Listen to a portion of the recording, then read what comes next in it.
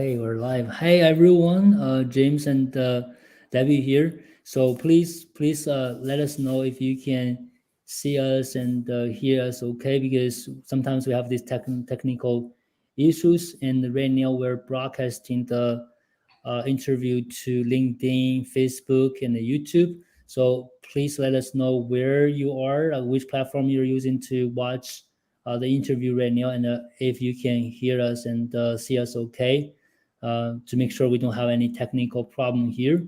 So I'm seeing some comments here already. Yeah, Sheila, Salmon, thank you guys. Yep, anyone? So I'm seeing some audience, some people watching on LinkedIn right now. Let me double check Facebook. You on Facebook? Yeah, some people watching on Facebook as well, and then YouTube. Yeah, and don't hesitate to use the chat to introduce yourself to others who are watching right now. Let us know where you are tuning in, where you're tuning in, and feel free to introduce yourself. Tell us your background as well to come network with each other in this in the group. Okay, here, yeah. Somebody said, okay, we are all good on Facebook. Lavana, can see and hear you clearly watching from Facebook. Thank you very much for letting us know. And someone said about YouTube, right? YouTube, yeah, YouTube is fine, right? How about LinkedIn? Anyone? Oh, LinkedIn. Hazel, hi Bash, hey Andrea, looks good from LinkedIn. Hey Denise, hi everyone, watching from LinkedIn, watching on LinkedIn. Andrea, thank you very much. Great, and we have Deborah here. Hey Deborah, long time no see. Simon, okay, everyone here. Great, yeah. And as I said, don't hesitate to introduce yourself, especially if you are a school teacher or you were a school teacher. Definitely let us know, because today we're going to talk about uh, teachers, right? Teachers, and don't leave teaching behind and teach independently. I'm glad that I was able to invite Debbie to the interview to talk about her story, and hopefully it can shed some light on the path a lot of teachers are facing right now. And so for this interview, I will quickly introduce myself and our business, and then I'll pass to Debbie to talk about her journey with the teacher entrepreneur. Then there are a lot of very exciting topics we cover as well in this interview. So, yeah, that being said, my name is James Liu. If this is the first time you watch any of my videos or interview, um, so I'm originally from China. Right now, I'm living in the US. I've been here for over 15 years. So I'm an ESL student myself. I've been learning English myself online. I had a couple ESL teachers, and one of the reasons for me to start a business was because I worked with my ESL teachers and helped them with their business in 2018. Then that was kind of an inspiration for me to think about this business. Then I started this business in January 2019. We've been working with ESL teachers and teachers in general for the past 4 years through one-on-one coaching, group coaching, and the courses we helped around. I think we've helped around 4,000 teachers in the past 4 years already, and many of them get really good results. Some of them even reached six figures, and many teachers have increased their rate to $100 an hour, getting students every month. So this is me. If you like what we do, interested in learning more about our business and what we can help, how we can help you, please follow us. Connect with me on LinkedIn. Follow me on Facebook, YouTube, and we have some free stuff we can share with you, the ebook and the bundle to get you started. Okay, that's all about me. I want to pass it to Debbie now. Let Debbie talk about her story with you guys. Okay, hey Debbie. Hey, hi. Well, thanks for inviting me. I have been an ESL teacher for almost 30 years. I started off teaching adults in universities and community colleges, and I just loved it. But in 2008, we hit a recession here in the United States, and my husband lost his job. And so I needed to find something that was a little bit more stable because I was only part-time without, health insurance and things like that at the community college. So I needed to go work for the public schools.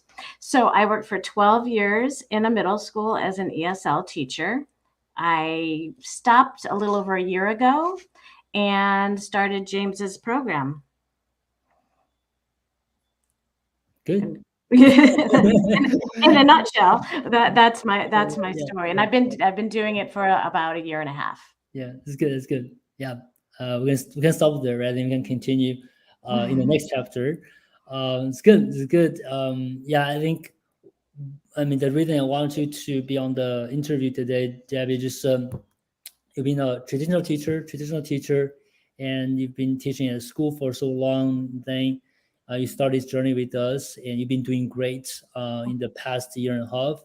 I know you told me that you got I think over 20 clients in the past year, and you increased your price to $100 an hour. I guess you Mhm. never thought about that, right? When you start a business, how much you can achieve like in just a year and a half Yeah, as a teacher entrepreneur. It's great. Well yeah, done. I mean, well done for sure. mhm, yeah, Cool. Yeah, and some other things about Debbie. Joined the 21 challenge. That's where we met and helped mhm, Debbie with her business. And then after challenge, she joined the inner circle to continue working with us. And right now, Debbie is also working with us one-on-one, one-on-one mentoring program, and preparing for groups, making the reaching the next steps. And that's great. That's great. I just want to congratulate you on making this far. Seriously, thank making this far as a traditional teacher. I know maybe not everyone know, but we know like how much you have accomplished and how many challenges you've overcame in the past year and a half. I just want to congratulate you on that. thank you, So Alex. yeah, you did it. You seriously you did it. So I want to quickly move on to the next one. Okay. Maybe before that, let's we have let me see how many people are watching right now. We have quite a few here. Yeah, we have probably 50 people watching us right now live, Mhm. watching the interview from all these three platforms. I wanted to ask guys, how many of you guys had experience working as a school teacher, or either you're working as a school teacher right now, or you used to work as a school teacher. So I want to kind of see how many teachers actually out there had similar backgrounds to you. Debbie, anyone, if you have any school teacher, experience working as a school teacher, please let us know in the comments. I want to see how many of you guys gonna be from the same group as Debbie. Anyone? I'm not seeing anyone yet here. Okay. Yeah. So there's Ahmad, living in Pakistan, being a teacher for 6 years. Since the some changing, especially after YouTube platform and device teachers depending on my work.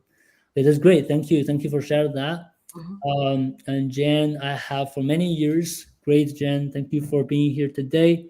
We have Rahila. Rahila. I'm currently working as a secondary school teacher in London. Great. Thank you. Welcome. Thank you for being here today. Brandon have been a K-12 school teacher and undergrad and up professor. Hey, Brandon, thanks for sharing that with us. Salmon used to be a primary school teacher, then at Kong School. Great, thanks for sharing that. Thank you very much. Did I miss one? Yeah, Muhammad. Yes, yes. Great. So yeah, we have quite a few school teachers here. I don't. There's one Muhammad. I don't work at a school, but tall ones currently work at the university. It's great. Thank you. And Oscar, I used to be a primary, secondary EFL teacher. It's great. We definitely have quite a few teachers here. Great. Thank you for being here, guys. I hope this interview is going to help you. If you are not a traditional teacher, you're watching this, great. It can help you too as well. And if you like the interview so far, don't hesitate to click on the like button to help us promote the interview to so that more people can see it. Okay. Brandon, 21 years of school teaching, and Maxia, I guess. I'm a former middle school English teacher teaching for 5 years and then transition to technical recruiting. Yeah, that's great. We're going to talk about the options. When people leave education, the options they might have. At Beta, I have been teaching in private school for 6 years. Thank you guys for sharing that. I guess we have quite a few teachers here watching.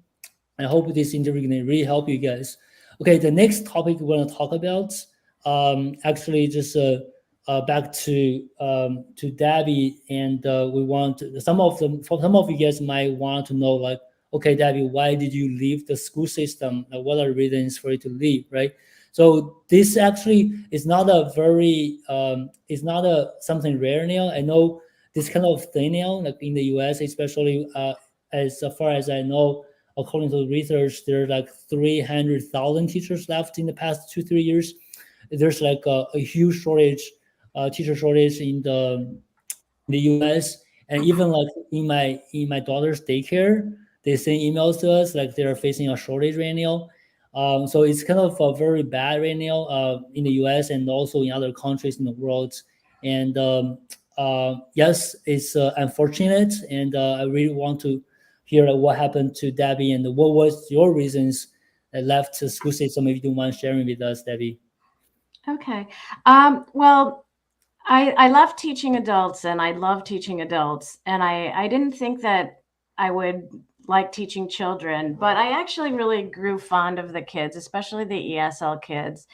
And I stayed in much longer than I probably wanted to because of my dedication to them. But as a lot of teachers probably know, that when you're a teacher, teaching is something that you do just for part of the time. It's getting to be like a fraction of the time. There was so much bureaucracy, so much paperwork that you would have long days, work on the weekends. Um, the state testing in the United States is pretty intense. It took up probably 4 weeks out of the year for my ESL kids. I think most kids were 3 weeks, but the ESL kids got another week. And there were just a lot of things that I didn't agree with, as far as the ESL kids were concerned. But I felt that I really couldn't convince my administration to do things in another way. So I was kind of stuck. I was lucky that I had great parents with the ESL kids, but some of my colleagues and had a hard time because parents acted like they have been in school, so that means they can be teachers and they know everything. And then there was a growing of less accountability towards students, to the point that we really weren't encouraged to give homework and things like that. So Mm, there were a lot of things that were kind of weighing on me, that were making me unhappy. I also felt like I wasn't growing professionally. Like I said, I had been there 12 years. So, although I had different students every year that had different needs, I wasn't really growing my skills so much. I might have tweaked my curriculum, but the growth wasn't there. And then I think that the straw that broke the camel's back for a lot of people, and myself included, was COVID. mm, I went back, and I didn't feel safe in a lot of situations, and I felt that the teachers' needs in many situations were being ignored, and it just kept adding up and adding up until the unhappiness factor could just outweighed any money that they could give me. Not that teachers make that much money, but I mean that couldn't do it for me. I was pretty miserable, and mm. yeah, and so I just decided that it was time to do something else. It's good. Yeah, thanks for sharing that. I know it's not the best stories to tell. Best stories, No, yeah, no, but it's it's not reality, before. unfortunately. And yeah, before our interview, I was talking to Debbie that I recently joined a couple of Facebook groups where all the teachers who are going to leave the school system or have already left school system, and they just chat. It's kind of a supporting community there. and I started like listening to these people's teachers' stories, and yeah, it is bad. It is bad, but the good thing is, I had a chat with another coach a few weeks ago, and actually we're gonna have a webinar together next month. So she said something that I think really kind of inspired me. She said something like, "We can't change the system, we can't change the system, but we can change the teachers."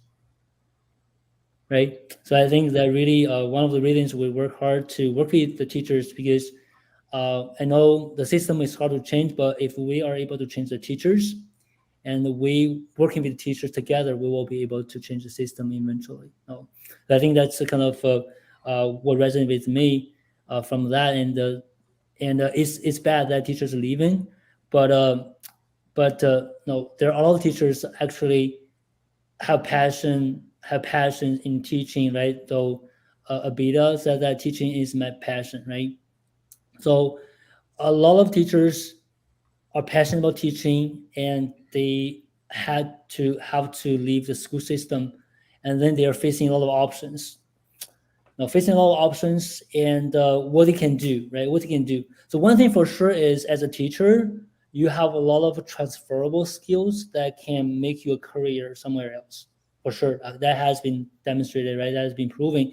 There are a lot of things you can do as a teacher, as a former teacher, and because you have the skills, you have a good background that supports you for doing a different career.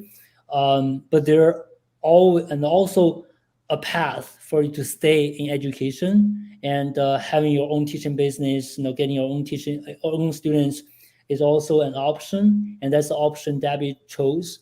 So we want to talk about that in a minute, but I want to get back to Debbie because she has gone through this, and I'm curious to know like what your options were, like when you decided to leave the school, right? What were your options, and what have you done, and how did you end up with the teaching business yourself? Well, I got to be honest with you. I was kind of panicking because I didn't know what I could do, and I had been a teacher for so long that I kind of went to a career coach for a while, and he showed me, like you just said, that teachers don't realize it, but they have a lot of transferable skills Yeah. that are really useful in different industries. So we kind of looked at my interests and my strengths, and we were looking at human resources and market research. I'm interested in that, and those are great. But then, but then I had always wanted to have my own business with ESL. I had looked, in fact, if we go back to 2008, I was about to start doing something like that. I was looking for even a rental space to have a school, and then the recession hit. So it's always kind of been a dream in the back of my head, but I didn't know how to get started. And then this guy named James kept sending me notes on LinkedIn, and I saw somebody that I really respected from the my world in public schools, recommended him highly. So I thought maybe I would take a look, and James had an ebook that I read, and I felt like that just kind of hit the nail on the head. And I brought it actually to my career coach, and I'm like, look at this, I think I could do this, and and he agreed, and so it was kind of a leap of faith. It was a jump, but that's how I started, and I'm so happy because I am still a teacher. I'm still Mhm. doing what's important to me. In particular, for me, English as a second language has always been like my calling. So that I could make a go of it in another way was a really exciting option. Yeah, absolutely. I just want to make it clear, right? There are so many options and viable options as teachers leaving the school system, and I'm seeing a lot of teachers doing different things like admin work, HRs. A lot of people transition to ed tech, technology side of it, and they like it. Some of them really like found something they passionate about, right? After they left the teaching, But there's still people like when I talk to them online, there are teachers who left teaching completely. They are on a different job right now, like nothing to do with teaching, and they actually told me, "Hey James, I'm still passionate about teaching, and I'm looking for opportunity to get back, right? Get back." So this type of teachers, I guess, for teachers who want to leave the school system and get sick of this, leave. Nobody gonna stop you from leaving. And really, I like what you did right there, Debbie. Do some analysis on what you like, what you want. Having somebody to help you would be great.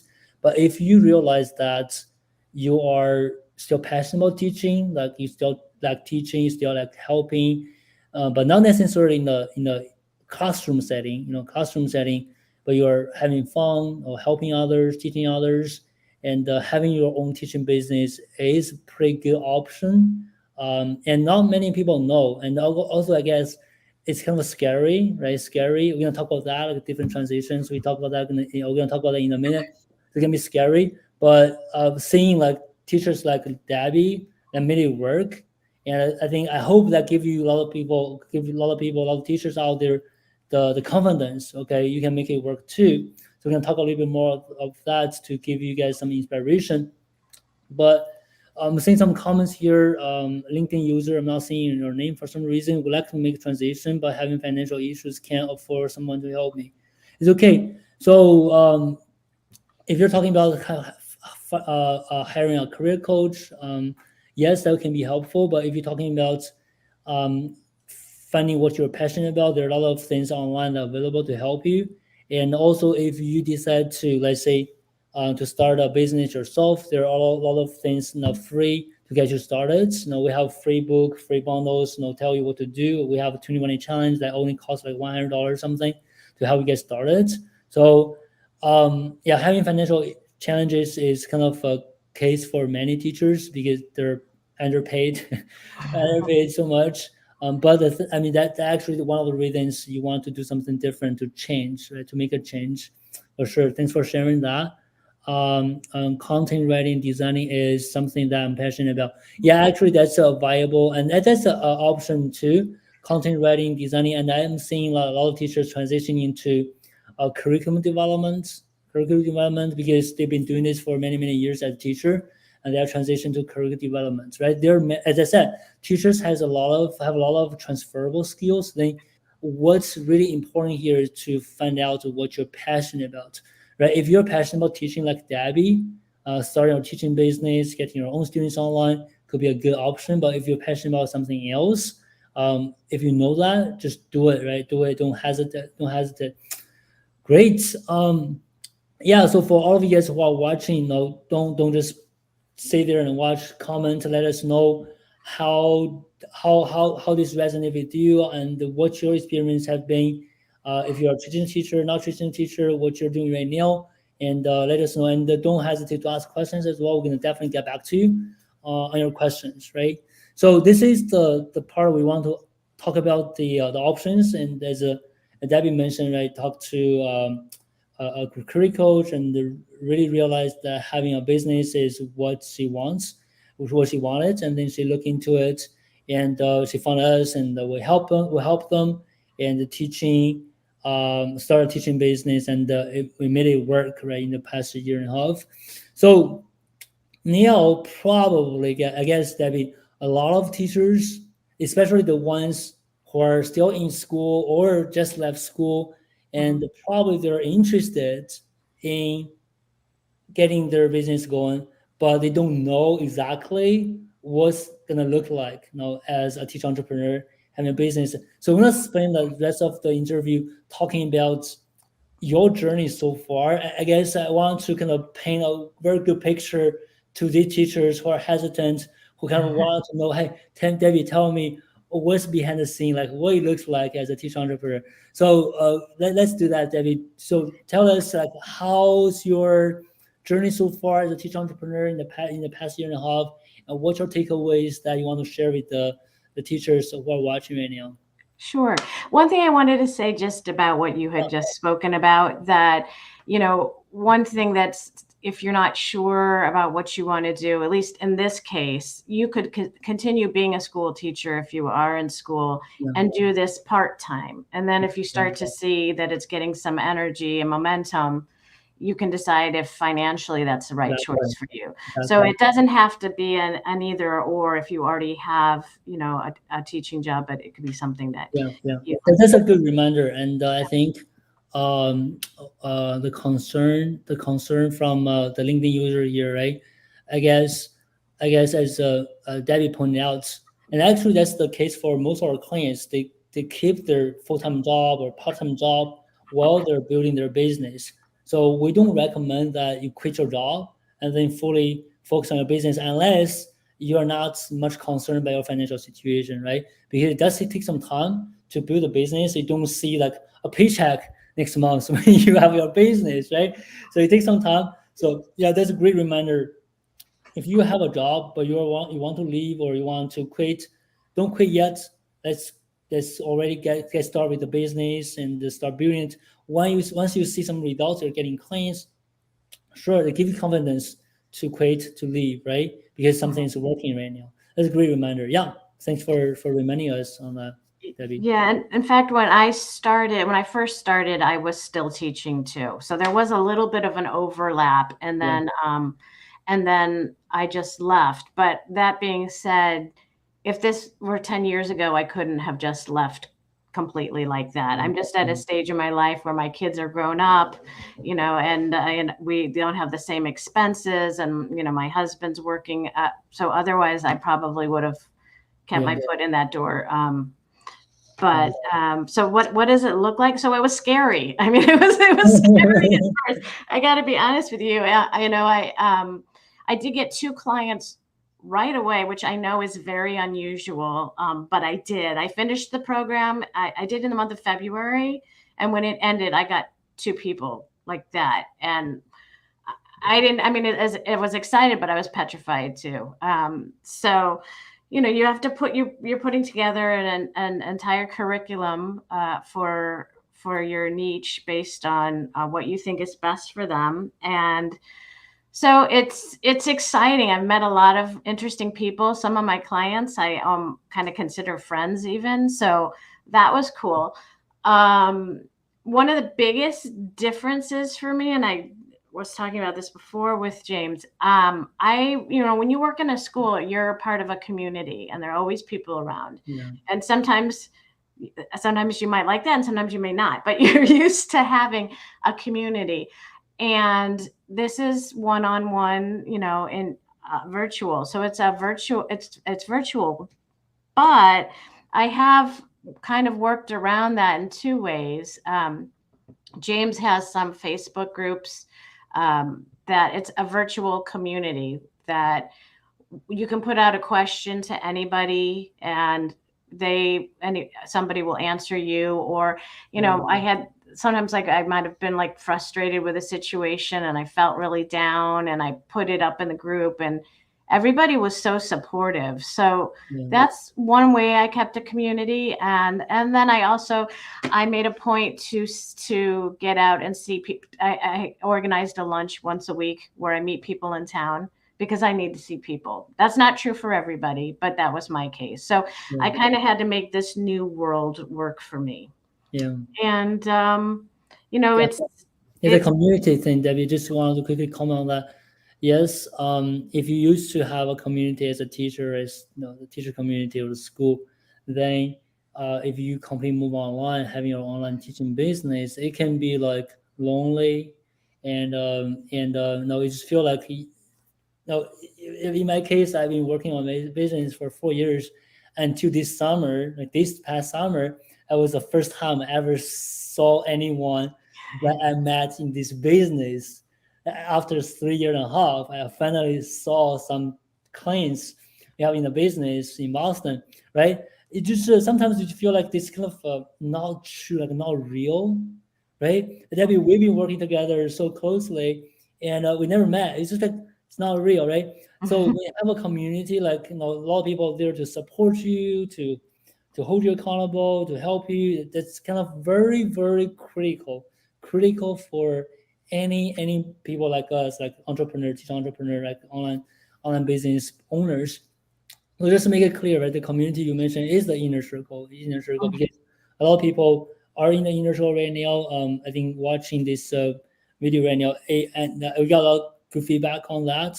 Having the community, having the inner circle is crucial in this journey. So you feel like you're part of something, right? You're Mhm. part of a like-minded people community, right? And people know you, people understand you, right? Then when you're in your real world, when you look around, you don't know anyone that actually know what you do, right? So that's kind of interesting. It's interesting. Yeah. So sorry for interrupting. No, that's okay. Yeah.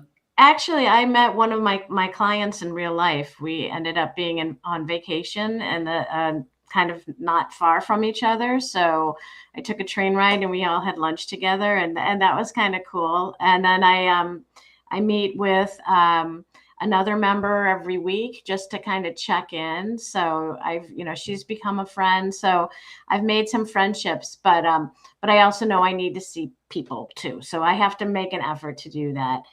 Yeah. Um, Yeah. but a lot of this is getting used to getting. You have to get out of your comfort zone, Yeah. and that was really hard for me because when you've been doing something for 12 years, kind of the more or less the same thing. I know the curriculum changes and things like that, but basically you're doing the same things, and now you are really having to push yourself, and that was intimidating at first, even going online with a complete stranger and trying to convince them how your program is good for them, is intimidating. So the beautiful thing about this for me too is I feel like I'm really growing. I've done things that I never thought I could do. Somebody asked me to do a webinar for them on my niche, and I did that. And I put together a resource fair in New York City for my Mm, niche. That I would never have had those experiences if I stayed at school. So yeah. you get out of your comfort zone and you grow, but you also have to be comfortable with being bad at something for a while. And I Yeah. remember, and that was hard for me because I'm a bit of a perfectionist, and I don't want to look bad or feel like I did a bad job. But you got to start somewhere. And now, it's my program. I feel like my program's getting better and better every time. And it's always evolving. But I just made some changes today, and I've been doing it a year and a half. So based on what I learned about my niche and, using it and seeing how it works, everything is a work in progress and you're always growing. Yeah. I do Absolutely. miss not having a regular paycheck every 2 weeks, though. I will say that. I will say that. Yeah, I miss that That is too. something I I miss used that to too. do. Yeah, I miss that too. And that's kind of one of the concerns or the uncertainty we have to deal with, like not knowing how much you're gonna make next month. But I think that excites me too because I know probably I can make it more, right? Yeah, Probably can that's make it more, true. It's right? true. The possibilities are endless. Yeah, It yeah, kind yeah, of yeah, nobody's holding you back. Sometimes I yeah, had ideas that I wanted to execute in my school, yeah, but it didn't. For whatever reason, it didn't work yeah, out, or it yeah, doesn't work yeah, out in the school schedule because there's 50 minutes for each class, and you got to get lunch, and you got to get gym, and all those things. There aren't so many things holding you back in a situation like this, and so your yeah, imagination kind of is the limit. yeah. So I feel like I'm creating, and that for me, that's exciting. Yeah, absolutely. And also back to the comfort zone thing you talk about, that's kind of a mindset. We focus a lot on mindsets. And Mhm. probably if you watch some of the interviews I did before, I mentioned this at first when I started a business, I didn't even pay attention to mindset. So I didn't even Yeah. know I need to cover mindset. But once I started working with some clients and then I realized, okay, what's stopping them from getting results is not the training, the strategies at all. It's the mindset. So I started emphasizing that a lot. And I know a lot of teachers who are watching right now have done the 21-day challenge. So when people start the 21 day challenge, they don't appreciate mindsets that much. But when they at the end of the 21 day challenge, if you ask them, hey, what is your favorite part of the 21 day challenge? I think 9 out of 10 gonna say mindset videos. It's always like that because people are gonna appreciate that more and more. And it is the case. You have to really work on your mindset. The perfectionist you mentioned, right? You have to overcome your mindset challenges that outside of your comfort zone, and that's gonna be the case for all the traditional teachers. If you have been like teaching for a long time and being entrepreneur, what is the number one challenge is your mindset. And we have a lot of things, like a lot of support there to help teachers about mindset. It's good. Yeah, we got some questions, guys. I will definitely get back to you guys. We're gonna get back to you guys at the end of the interview to answer all these questions. And if you have enjoyed the interview so far, please like the interview. Click on the like button if you don't mind. Help us promote the interview, so more people can see it, can find it on the internet. Good. Thank you very much for helping us with that.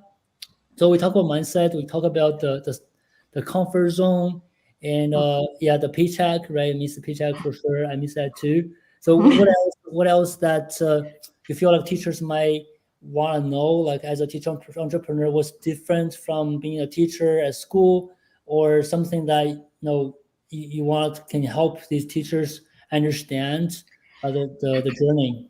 Yeah, the one thing, well, a couple things. I've been doing this for a year and a half, and I feel like I still am evolving into the mindset of a coach All because right. I'm such a have been such a teacher, and you do teach also when you coach, but it's not quite the same thing.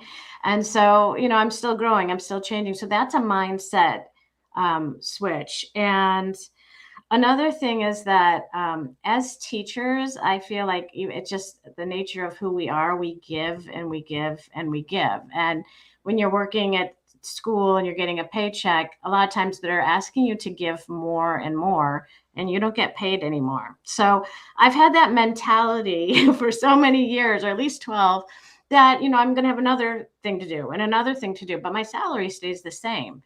And I remember somebody asked me, a potential client asked me to work on a book for them. And I mean, like an idiot, I didn't even think of by asking to be paid for it. I mean, I just thought it was so exciting that we work on a book together. And then everyone's, gave me a reality check. But I think we're so used to giving and not receiving in return. So I have to remind myself about that a little bit. So it's like, oh my God, I need to charge people for this. But, I haven't been doing that for the last 12 years whenever I got additional work asked of me. So that's a mindset change too. Yeah, absolutely. Yeah, sometimes I got really surprised by how much you guys wanted to help. Yeah, so it's not healthy, right? So you No. can't just keep giving and giving and giving. Then one day everything gonna collapse because you're not gonna return. Just like I'm telling teachers, like your business won't go anywhere if you just offer things for free because you can't even survive yourself. Like you can't even survive. How can you help, right? And also for teachers, like online charging $7, $10. So you're charging so low, and you have to teach so many hours in order to make up the income. And how can you even like give your best to your students? You're just gonna go one class after another class for $10 an hour. How can you even like spend time, energy helping these students? But different from them, right, Debbie? You charge much higher. You charge $100 an hour. That allows you to pay more attention to each student you've got. You have more time, more energy to help them, and all your students get better results because of that. And then the students who pay $7 to teachers, they get mediocre results. They don't get good results because they don't pay the teacher. So it's like lose lose. In your case, it's a win win, right? Because students get best results, you get better paid. So what do you think about that? Is that true to you? Yeah, no, that's true. It just reminds me of when I first started and I got those first 2 clients. I started at $80 an hour, and I almost felt like I had to apologize for the price. In my head, I'm thinking, "Yeah, that is a lot of money, isn't it?" I just I felt almost badly about it. So that's another mind shift change that, no, actually, this is worth the money. And when you think about some of the services that you pay for, going to the mechanic or vet or whatever, at that you're used to paying those really high rates and you don't really, question it.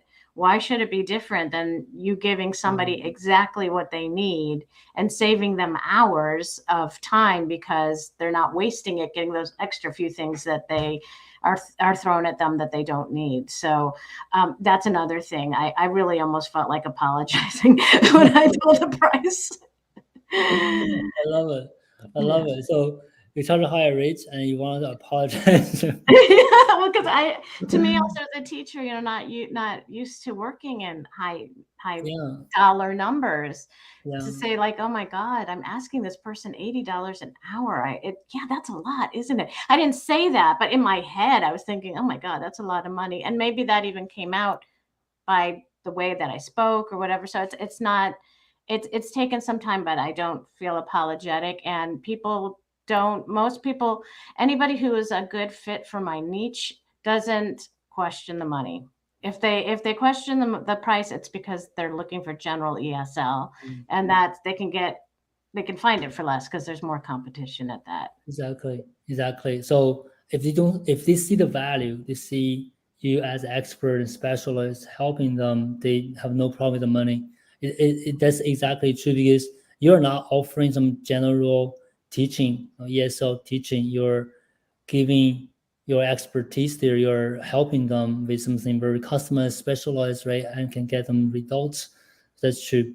Thanks for sharing that. A lot of people resonate with that. I agree with that. Be on point, and I think exactly when they just lose your patience and motivation, it is simply because you don't see that being appreciated. And oh, how do I know that feeling? Doing more and more for free. Thanks, guys. Thank you guys for sharing this. Okay. And in general, teachers are always paid so low compared to other professions, and this is why we have trouble changing our mindset. Yeah, but it's Absolutely. really the market, the industry has it's been so long, and it has developed this false perception, like how much you guys are worth, right? So one of my videos that people love so much is talking about charge your worth. So I actually use my story telling others, telling teachers like the impacts my ESL teachers have made on my life. I mean, I got a job because of them. I got into Harvard because of them. I even like graduated from a PhD because of them, right? So I was like working with my ESL teachers along my journey, and they're not claim like they just don't ask for anything extra. They don't claim the credit. They don't see like right. So but you're making like a tangible impact on your students' lives, right? So then the market should return you like accordingly, but it's not just because the one teachers have the mindset they don't claim, they don't ask for it, they just are willing to do it at a low rate or free. And the other one is the market is not in the way, it's not set up in a way that rewarding you guys properly. Of course we talk about that, right, from general teaching to niche teaching, how you position yourself, how let the market see you differently. That's what we do, right? And some teachers asking like, how can you get students? It's simple, position yourself and do something different. Don't do general teaching, do niche teaching, right? So that's kind of the fundamental of our approach here to help teachers getting students, right? So let me just read another one. Mohammed, whatsoever approaches us is essentially a client we're in the habit of smelling wallet. Okay. Okay, thanks for sharing that. Thanks for sharing that. Okay, guys. Yeah, so we try to kind of talk about the journey Debbie had as a teacher entrepreneur after she left school and things that are gonna be different from teach at the school as a teacher. We talk about the community, right? It's different, and talk about um, the mindset and also professional growth. Debbie mentioned that as well. As a teacher, she's not seeing growing as as a professional after like teaching for 12 years, the same thing.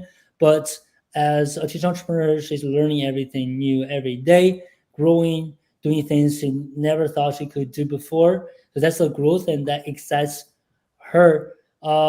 Yeah. So anything else to add, Debbie, before we move on? Just yeah, no, that just the other thing is just the freedom that it affords you. So if I Right. need to, you know, go somewhere on Tuesday morning and then before I would have to think, oh my God, how am I gonna, I can't take that time off. I have to ask my administrator if I can have the time off. I have to call it a sick day.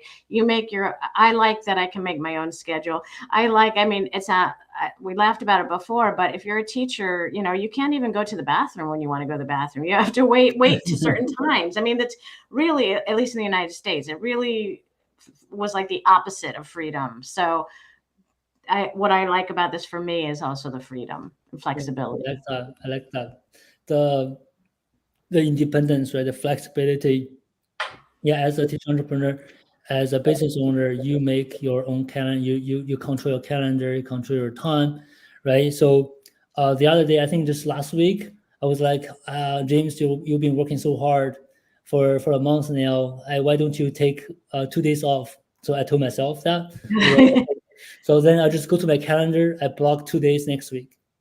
I was like, I'm not gonna do anything, and I block my Thursday and Friday next week. So I'm gonna give myself 4 day weekend. That's it. That's what I do, right? And I can do it because I have a business. I'm an owner, and I can control. I take control of my life, right? So that's what you can do, like as a business owner, as an entrepreneur, and you don't follow others' schedule. Okay, so yeah, guys. There's some questions we're definitely gonna get back to you guys, and we talk a lot about the 21-day Teach Entrepreneur Challenge, and that's where Debbie gets started. So the 21-day Teach Entrepreneur Challenge, and a lot of you guys ask questions where to find students, and some of you ask about where you can find your students, see your students, and the curriculum and marketing, sales. We cover them all in the 21-day Teach Entrepreneur Challenge. It's our beginner course. If you are new to this, you want to get started, but you don't know how, that's a great place to get started. You're going to be working with me and my team for 21 days in a group. We release one video at a time, one video per day that guide you through this journey. And by the end of it, you're going to know much more about this journey, how you're going to get started. And as Debbie mentioned, she got 2 clients even before like this program finishes. So you're gonna be surprised as well by how much progress you can make in the 21-day challenge. And we do have the 35% discount we want to share with you guys.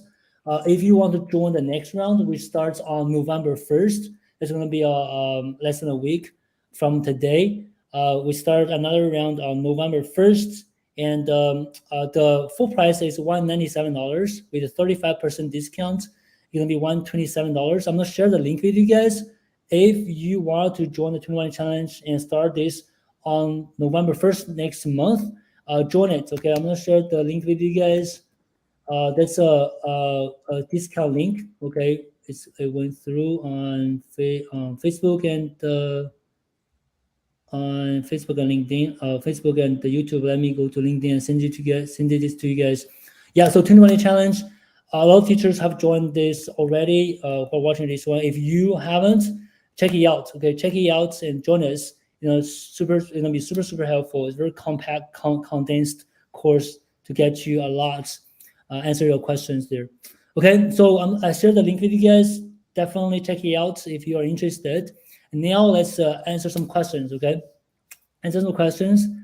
Let me scroll back and see if there's some questions. Okay. If you see some questions, Debbie, you want to answer, let me know as well. Actually, oh, okay. I think It's I on the I right need a hand quick. side. There's a comment. Oh, okay. Yeah, it's good. You didn't get distracted by the comments. Yeah, I didn't because I didn't know how to get them. All Yes, right. okay. Let me see here. Yeah, there's one question from the author. What is the best way to find clients you enjoy working with? It's a good question. Okay, I think it comes to a few different perspectives. Debbie, you want to answer this first, or you want me just to cover this? Well, I used a lot of the techniques that Mm, you told me about, which I'm sure you're going to tell about in a minute. But I just want to say before you yeah, do go that, ahead. after James tells you how to do it, somebody had this phrase that turned out to be true, that your vibe attracts your tribe. So it's kind of like what you're putting out there tends to attract those people. So I would say out of 26 people, only one of them I didn't enjoy working with. Okay, So that's it's great. pretty good odds. Yeah, that's great. That's definitely what I want to share here. So you run a business. It's different from getting students or get appointed to students by somebody, right? The school or the company. You get to choose, right? You get to choose, and also like what Debbie said, you have a presence online. People like you, they approach you, they want to work with you. People don't like you, they're not gonna even bother reaching out to you or want to work with you, right? So whoever reach out to you, want to work with you, they already see you, they know you, right? And the likelihood of having fun with them is much higher, right? That's another thing. And the other thing is, not to mention, we're talking about people like paying you $100 an hour, right? They're paying you $1,000 for a program, and they are motivated, they're committed. They're not students you got couldn't care less. Like whatever you're gonna teach them, they couldn't care less, right? These students paying you like $1,000 to work with you for 10 weeks. They're committed. They want to get it done, right? They're probably gonna be the best students ever you work with because no, they otherwise they wouldn't pay you that much, right? So and these are the reasons. You're gonna enjoy working with these clients, and same thing to us. The teachers working with us, right? They're committed. Otherwise, they wouldn't invest in us in our program to work with them. So that really changes. First, right? Students are committed and motivated because they pay you much more than anything else, right? So secondly, you attract the people that like you. Your vibe attracts the tribe, right? That was I said. Mhm. And the last thing will be, no, you are out there. People already see you, right? So people like you. They're gonna join your network community. So it's really that's how it is. That's how it is. And I know as Debbie said, out of 26 is one. And maybe some clients never had a client or students they don't enjoy working with. So it's really unlikely to have a lot of students you don't enjoy working with. This is not the case in this niche teaching business. Okay, there's a comment thing from Donna. I'm a sales rep in insurance industry, but tutor part time. Excited to transition to ESO and love tutoring, instructing, and try to make class fun for students. Yeah. So you are kind of another part of the groups we work with, Donna. So teachers have had a different experience before they move into teaching. Usually, I would recommend that you can target people who you're familiar with. You think about sales rep in insurance industry, a sales professional in industry like in the insurance industry, but people who are non-native speakers, right? You can attract these people, help them, and they're gonna relate to you because you had an experience in the same industry. That helps you a lot. So that's kind of a very common strategy we use to help teachers like you. Okay. Yeah, so from Inga, I loved it. It was so honest. Thank you for the feedback, Inga. Muhammad Jim, do you come from a teaching background? No, to be honest, I never taught anyone before I started business. I never coached anyone. I never taught anyone. I'm not from a teaching business. I'm a student. I'm a student actually. But yes, one of the things that I learned, I grow with in the past years is, I've been teaching, coaching so many people. I feel like I'm a good teacher now, at least in some way, right? Super. I worked a lot on that. Okay, okay. Let me see. If you see any questions here? I Okay, see Florina. um, Florina. Florina next. This is Florina. Florina. Okay, Uh, let's do this one first. What are the best way to find students to teach online? So that's what I said. What I said. If you are willing to invest a little bit, like $127 to work with us, the 21 challenge is going to tell you how exactly you're going to do this. It's a system. It's not like you just have a website, then you can get students. Now it's a positioning, nurturing, connecting, sales. It's all a system you have to follow to get students. Okay, and if you are willing to invest, please go to the 21 challenge. If you can't invest right now because of the financial constraint, reach out to me. I can share some free books and free bundles that can get you started. Okay. Thanks for that. Here's one agenda digital peso low trouble. Yeah, we already talked about that. So Mhm. you said Florian. Florina said, how do you build your curriculum? What materials do you use to Okay. teach Do you want pronunciation? to answer that, Debbie?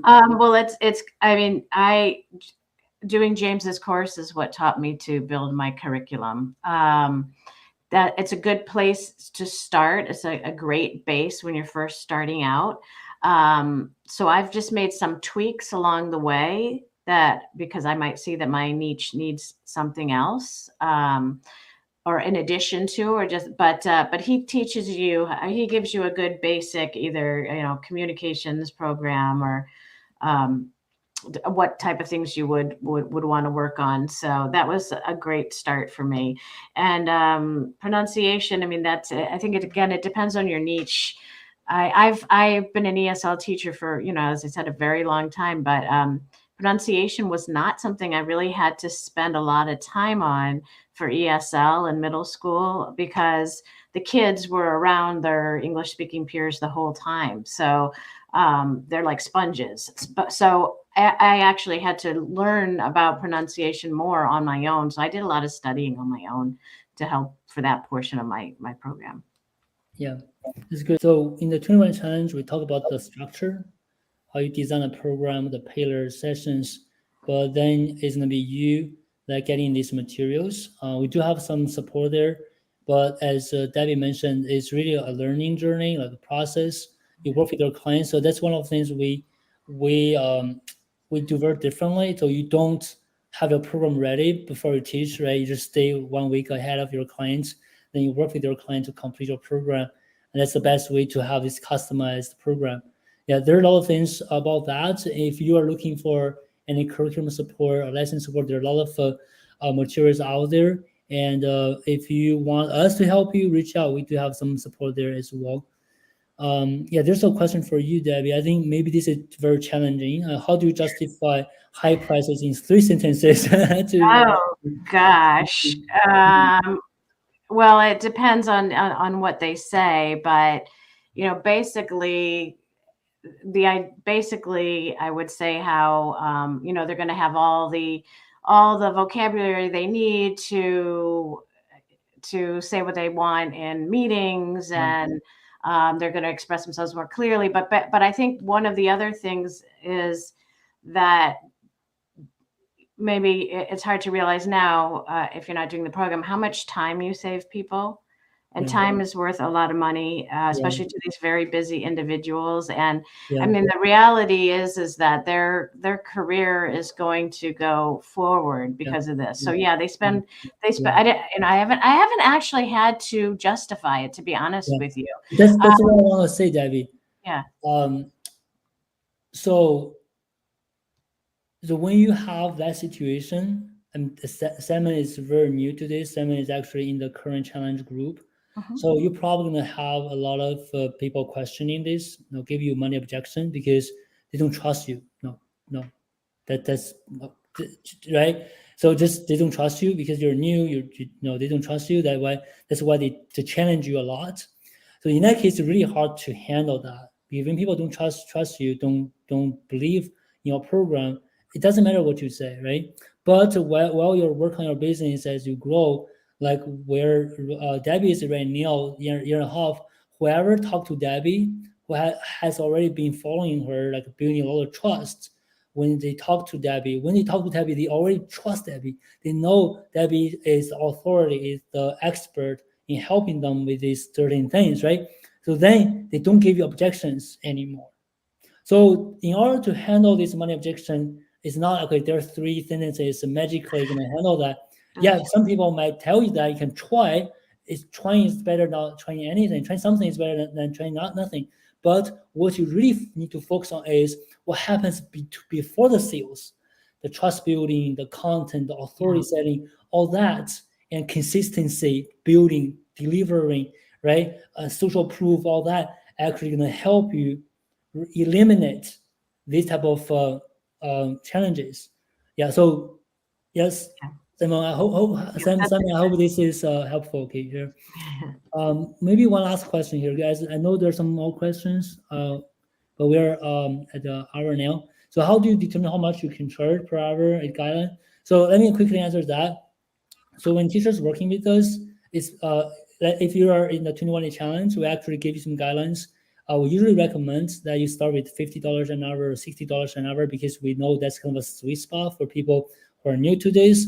And based on what you have done, like the positioning, the messages, the content, they should justify that much price. And then as you keep going, usually we recommend that you can increase your price after one or two clients, new clients, then you can increase $5 an hour or $10 an hour each time. And usually at the time that you get to like 10 clients, you should be looking at $70 to $80 an hour. And then after another few months, you're gonna be at $100 an hour. And it took Debbie a year get to $100 an hour because it increases over time. And it's not just increase the price every new clients you've got. You also like improving your program. You're getting better results for clients that justifies a higher rate as well. It's not like the first client, whoever paid you $50, then they feel good about it because no, it's not. Actually, the program you taught first might be crappy, right? Justify $50, right? It really like aligns with the quality of the program, also your confidence in sales. So that's all coming together at the end. Okay, guys, let me see. There's um, Okay, do you have a challenge starting after New Year? Yes, we usually have one group going on the first day of each month. Okay, if you are thinking about the New Year challenge, January 1st, definitely keep us posted. Okay. Um, okay. I loved it. I did what I said. Wouldn't the network teacher meet unavailable? The report is unbelievable. Thank you for the feedback, Denise. I think it's about the 21 challenge. I started once your 21 challenge. I've been in a difficult situation point. I would like to take it again. Please take it again. Take it again. I had an opportunity to the 70 challenge. It was tough work, but worth it. Thank you. Muhammad, go on and keep going, right? 21 challenge is next. Debbie, do you focus teaching on specific levels such as beginner, intermediate, and advanced learners? Yeah, I guess you're pretty new to us. We do have a niche teaching. Like you have a niche, a specific group with a group of people that has similar problems. And for Debbie can comment on this. Probably your clients are more like between intermediate and advanced, right? Or Yeah, mine are all advanced. I've had a okay. couple high intermediate, but because these people aren't learning ESL anymore. They can speak English to a certain level. They are now perfecting it with for what they need to do for their jobs. Yeah, absolutely. That's very common for teachers. And you have stopped seeing yourself as an ESL teacher, right? Yeah, You don't see yeah, yourself yeah. as an ESL teacher Yeah. anymore. Sometimes I'll get a question about grammar and I feel all fuzzy and warm and I'm excited that I can teach something that I used to do. But yeah, now, yeah, I'm a Cool. coach. All right, guys. Yeah, I just shared the link, the 35% discount link to the 21 challenge. If you are ready to do it, right, definitely join us, and I hope to see you guys on November 1st for the next round. But that being said, I hope you guys liked and enjoyed this interview.